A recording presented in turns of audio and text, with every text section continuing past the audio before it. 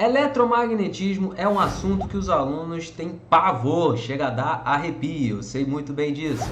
Só que agora eu estou aqui com uma playlist chamada UERJ 2022, onde eu vou soltar vários vídeos com várias dicas e bizus para você arrasar nesse conteúdo e gabaritar a parte de física da UERJ. Eu não tenho dúvidas que isso vai acontecer. Então já se inscreve aí no canal para você estar sempre recebendo esses vídeos para você passar logo nesse vestibular, não é verdade? Então vamos agora para o conteúdo. Vamos começar a resolver algumas questões que já caíram no exame discursivo. Já expliquei para vocês em outro vídeo que é muito importante vocês se prepararem para essa UERJ de 2022, trabalhando também as questões do exame discursivo, porque o nível vai se elevar. Isso eu já coloquei em outro vídeo, tá bom? Então vamos pegar aí a UERJ de 2019, lá na 10ª questão. Isso aqui na verdade que vocês estão vendo agora é o formulário, né, dessa questão, é o formulário de questões, de equações que ela disponibiliza e também alguns dados importantes. Nem todos usaremos, mas vamos usar, por exemplo, a permeabilidade magnética do vácuo, né, que tem esse valorzinho ali, e ele já deu a própria equação que você vai usar. Mas calma, eu vou dar um resgate teórico aqui também.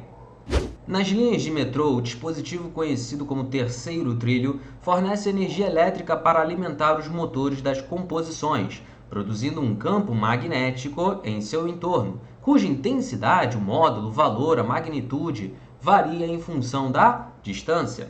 Observe abaixo a imagem da plataforma de uma estação. Nela, uma passageira está de pé a 5 metros de distância do terceiro trilho. Então, nessa distância, vai ter a atuação de um campo magnético, cuja intensidade ainda não sabemos. Mas, continuando a leitura, admita uma corrente contínua de 5.000 amperes. Atravesse o terceiro trilho da linha metroviária. Determine em teslas a intensidade desse campo magnético. Meus amores, ele está aqui tratando esse terceiro trilho como se fosse um fio retilíneo, longo e condutor. Então, por ele vai ter a atuação de um campo magnético, né? Que vai ter aqui, ó, a sua circulação desse jeito. E aí ele está falando que uma menina está aqui a 5 metros de distância. E aí a equação que nós vamos utilizar é essa aqui, ó. B, que seria a intensidade do campo magnético, é igual a μ, que é a permeabilidade magnética do meio, né? A qual está sendo tratado. Aí a gente vai usar aquele valor que é o vácuo que ele pediu para considerar. I é a corrente, tudo isso dividido por 2πd, d sendo a distância, né, do ponto ao qual você quer calcular o campo. Ao substituir os valores, acharemos o seguinte: 4π 10 a menos 7. Meu Deus, João, da onde saiu isso? Mais uma vez, repito, está aqui no comando da questão, você não precisa saber esse valor, né? A corrente é de 5.000, ou então 5 vezes 10 elevado a 3. Tudo isso dividido por 2π, você já viu que vai cortar. E essa distância ele falou que é de 5 metros. Vamos cortar 5 com 5, 2π com 4π, aqui vai ficar 2. Que maravilha, que conta maravilhosa, que vai dar 2 vezes 10 a menos 4 teslasito. E essa seria a nossa resposta. Mas eu não vou parar por aqui, porque uma vez que a UERJ cobrou esse tipo de conhecimento, o uso dessa equação, a gente tem que dar uma olhadinha então nas fontes de campo magnético, ou como eu gosto de chamar, o campo magnético das correntes elétricas, porque são 3 casos, né? A gente sabe que a corrente elétrica ela é uma fonte de campo magnético. E aí são 3 casos, 3 possíveis casos que podem aparecer numa prova. Esse aqui é o que a gente acabou de ver, um fio retilíneo longo, muito grande, né? E aí ele tem a intensidade do campo dele em função da distância através dessa expressão, né? B igual a μi dividido por 2πd, onde μ é aquela permeabilidade magnética do meio, ou o valor de 4, com um valor de 4π vezes 10 a menos 7 tesla metro por ampere, quando for no vácuo, tá? E nas unidades do SI, essa aqui. Veja que conforme for aumentando a distância, o campo vai diminuindo, ele vai caindo com o inverso dessa distância, tá? Só não é o inverso ao quadrado, que a gente está muito acostumado com isso na física, mas não é, só o inverso da distância mesmo. O segundo caso é uma espira circular. Na espira circular, ela nada mais é do que aquele fio que a gente estava analisando agora há pouco, o fio retilíneo grandão, só que ele foi retorcido, ele virou um bambolê. Ao virar um bambolê, o que muda aqui no caso da expressão matemática é que deixa de ter agora um π. Olha lá, é μi dividido por 2, não tem mais o π, e esse r é uma distância também.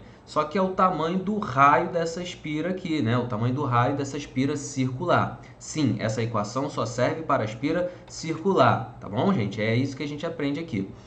Aí ele geralmente vai pedir a intensidade do campo aqui na meiota dessa espira. Expressão B igual a μi dividido por 2R, sendo R o raio dessa espira.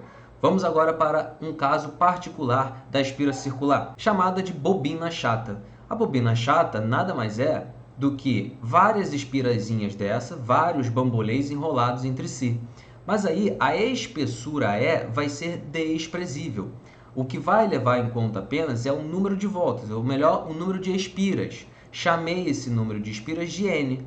Então, tu nota que aqui ó, é a mesma expressão para uma espira circular, multiplicado pelo número de espiras. Simples assim, é o que mudou, tá? Mas é bem tranquilo. E é a espessura desprezível ali. Solenoide. O solenoide, cara, ele é como se fosse ali aquelas espiras enroladas, mas agora o tamanho dele não é desprezível, né? A espessura dele não é desprezível. Tem um comprimento L, na verdade, olha lá. E esse L faz toda a diferença. Vamos lá. Qual é a expressão para o solenoide? B igual a μi vezes N, que seria o número de espiras, dividido pelo L, que é o tamanho desse solenoide. Só que essa razão N sobre L, muitos chamam ela de N maiúsculo. O que é o N maiúsculo? Seria a densidade linear de espiras, né? A densidade, ela está pegando aqui um número de alguma grandeza dividido por uma dimensão. No caso aqui é o comprimento, então por isso linear. Se fosse uma área, seria superficial. Se fosse o volume, seria volumétrico. Mas aqui a gente só trabalha com a densidade linear, tá bom, gente? Então fiquem tranquilos. Aí tem um resuminho que eu não deixaria vocês abandonados e sem um resumo maravilhoso para vocês terem aí no formulário de vocês. O fio retilíneo, então, é B igual a μi dividido por 2πd. A espira circular não tem mais o π e vira o R, essa distância. E o solenoide é μi N sobre L. Quais são as semelhanças entre essas equações? Eu queria que você notasse isso, né? O μi, ele sempre está no numerador. O μi, ele sempre existe no denominador. E no numerador. No denominador existe sempre uma distância, olha lá, 2πd, aí o R também é uma distância, o L também é uma distância, né? Então essas são as semelhanças entre as equações, aqui também é um R, beleza? Então tá lá. Que bom que você ficou até o final do vídeo e com certeza aprendeu algumas dicas maneiras para você arrasar nessa prova de física. Espero você nos próximos vídeos, se inscreve no canal para estar sempre recebendo esses conteúdos que vão fazer você passar na prova. Um forte abraço, bons estudos!